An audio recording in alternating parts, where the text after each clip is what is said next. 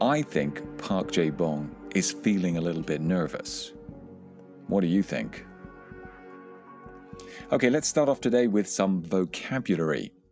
In the last episode, we reviewed different types of houses.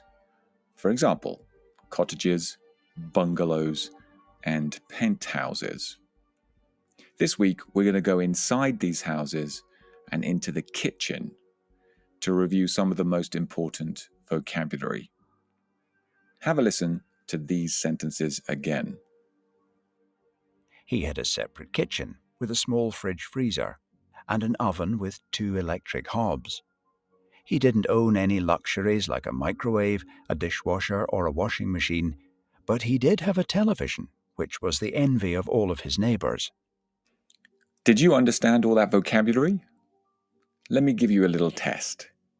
You have 2 seconds to respond to each of these questions. Here we go. Where do you put your ice cream? The freezer. What do you fry your eggs on? The hob. That is the hot plate or the burner that you have on your cooker. The hob, H-O-B. Okay, question number 3. Where do you wash your plates and cutlery? The dishwasher. Question number 4. Where do you wash and dry your clothes? The washing machine. Sometimes it's a washing machine and dryer. Okay, finally, for our film lovers, there is a scene in a classic 80s science fiction film called Gremlins, where the mother is under attack in her kitchen from these little monsters. She throws one of them into an electric machine, switches it on, and the gremlin explodes inside this machine. What machine am I talking about? It is, of course, the microwave, or the microwave oven. Okay, how did you do?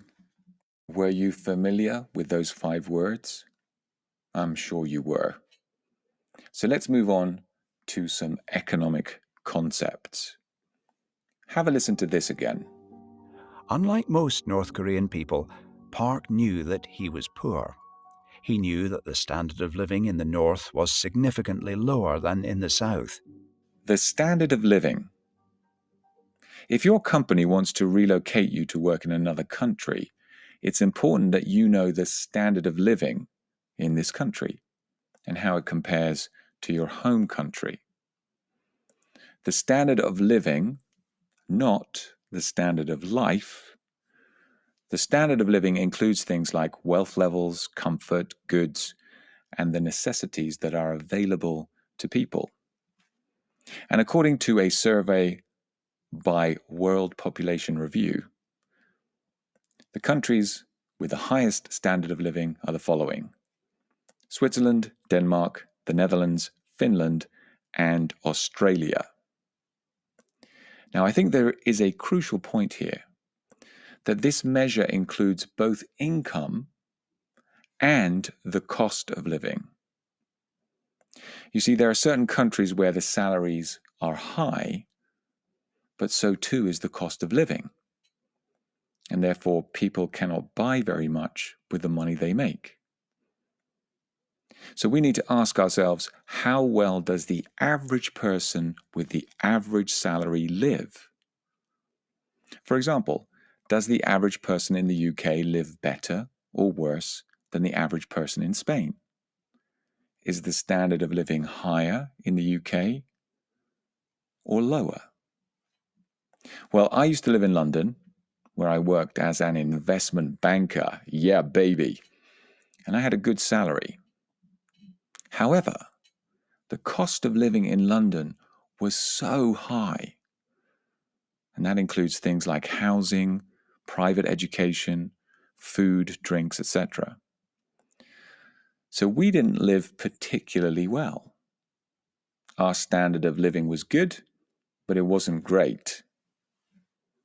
Then we moved to Madrid, where I now work as a business English teacher, and I earn significantly less money. However, the cost of living here in Madrid is much lower than what it was in London, and therefore I can afford to do more things. So we travel more, we eat out more. I can afford to send my 3 daughters to private school. So my standard of living in Madrid is higher than it was in London, even though my salary is lower. And this experience is actually reflected in the data, because according to the table produced by the World Population Review, Spain is 18th in the world, and the UK is 23rd in the world in terms of standard of living. So that's very interesting. The data confirms that it was a good idea for us to move from the UK to Spain. Okay, let's have a look at our next economic concept. Have a listen to this sentence again. Park also knew that the economies of many other East Asian nations had progressed dramatically over the last 30 years as a result of globalization. Globalization. Repeat, globalization. Make sure you pronounce that correctly. This is the process by which the world is becoming increasingly interconnected as a result of massively increased trade and cultural exchange. Now, it's been taking place for hundreds of years, but it has sped up enormously over the last half century. And the key point here is globalization has both economic and cultural consequences, and the impacts can be both positive and negative. How has globalization affected your personal and professional life? Okay, our final economic concepts. Here we go. Park wondered what his life would be like if he had been born 150 kilometers south, the distance between the communist haven of Pyongyang and the capitalist center of Seoul. What is communism? What is capitalism? Go on. Explain capitalism. It's a pretty important concept. We should be able to put it into words, right? Okay, for me, the key question is who controls the economic system? Who decides what is produced? Who decides what crops should be planted, what clothes should be designed, what cars should be manufactured? Well, in a communist economic system, it's very simple. The government, through a central planning authority, commands its workers to produce what they think is needed. There is no market, no prices, no profits, no competition. Workers are simply told or commanded what to produce by a higher authority. And then the consumers just receive what is produced. This was the case in the Soviet Union, and it is still the case in North Korea. Okay, so who controls the system in a capitalist economy? It's not the king. It's not the government. It's not a central planning authority. So who is it? Well, it's you. You control the system. You, the consumer. You decide what is produced. If you, the consumer, want more carrots, then you buy carrots in the market, causing the prices to rise. This sends a signal to farmers to produce more carrots and thus satisfy the rising demand. If you, the consumer, don't want bananas, the price in the market falls, signaling to producers to plant fewer banana trees. So in a communist system, the government decides what is produced. In a capitalist system, you, the consumer, decide. That is the fundamental economic difference between the two systems. There are many other differences between the two systems, which we're not going to discuss today, but I will say the following.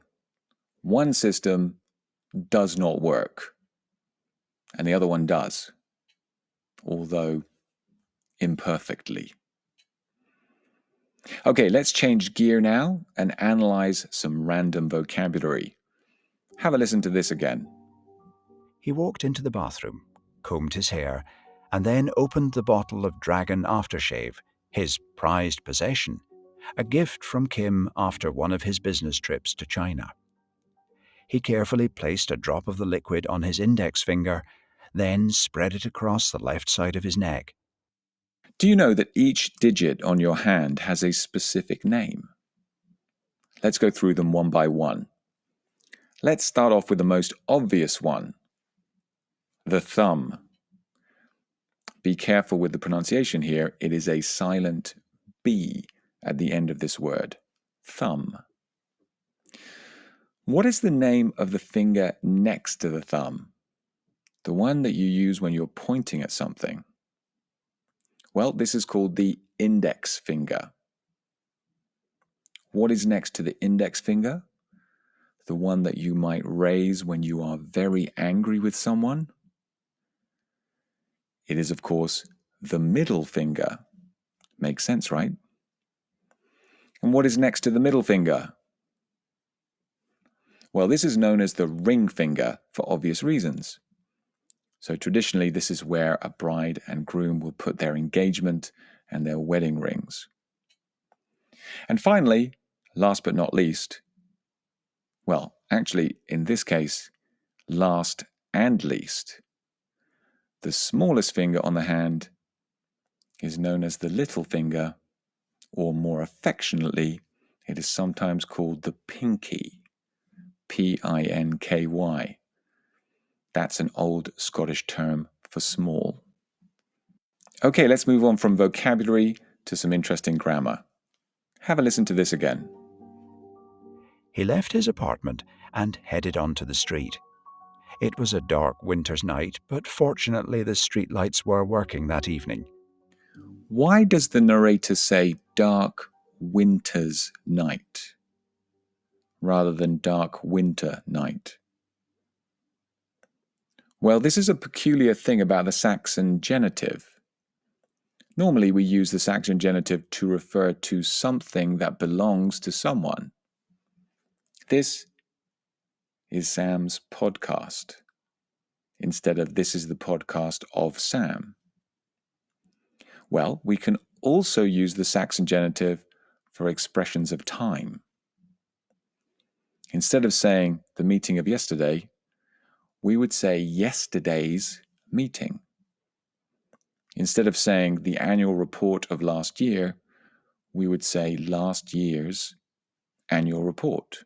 There is a very famous Shakespeare play called Midsummer Night's Dream. It's not called The Dream of Midsummer Night. And so in our story, we have a dark winter's night using the Saxon genitive instead of the night of a dark winter. Okay, one final word, which I think you might find interesting. Have a listen to the final paragraph of the chapter again. Walking towards him were two people, a middle-aged lady in her mid-50s, short and slightly bent, with grey hair and pale skin. Next to her was a tall and slim young woman with a beautiful round face and almond-shaped eyes. His date and her chaperone had arrived. The specific definition of a chaperone is a woman accompanying and guiding a younger, unmarried lady in public. So it's completely appropriate for this situation. And it has been used since the 18th century. And this is a word of French origin. Chaperon, meaning protector. Now, there are lots of cool French words in the English language. And that's because after the Norman conquest of 1066 by William the Conqueror of Normandy, French was the official language of England for almost 300 years. The nobility used French, and the lower classes, the peasants, used English. Therefore, the French words that we use in the English language now continue to be associated with the elite, with intellectual and artistic activities. And in fact, we're going to talk more about this in our next episode. So on that note, we come to the end of today's session. And remember, if you would like to improve your English in a more formal way, you can join me in our online business English classes. Just search Club Gratton on Google and you will find us. And we hope that you can join us for our next session. Until then, keep practicing. And if you ever find a gremlin in your kitchen, put it in your microwave.